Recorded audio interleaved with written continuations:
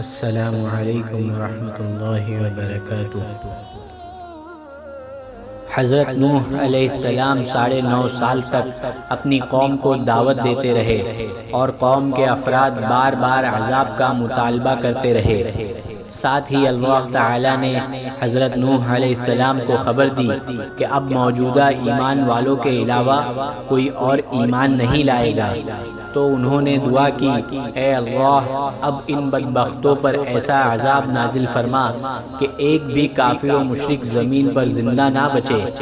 اللہ تعالیٰ نے ان کی دعا قبول فرما لی اور حکم دیا کہ تم ہماری نگرانی اور حکم کے تحت ایک کشتی تیار کرو۔ چنانچہ ایک کشتی تیار کی گئی۔ پھر اللہ تعالیٰ کے حکم سے زمین و آسمان سے پانی کے دہانے کھل گئے اور دیکھتے ہی دیکھتے زمین پر پانی ہی پانی جمع ہو گیا۔ اس وقت حضرت نوح علیہ السلام بحکم خداوندی مومنین اور جانداروں میں سے ایک جوڑے کو لے کر کشتی میں سوار ہو گئے۔ باقی تمام کافر و مشرک پانی کے اس طوفان میں ہلاک ہو گئے۔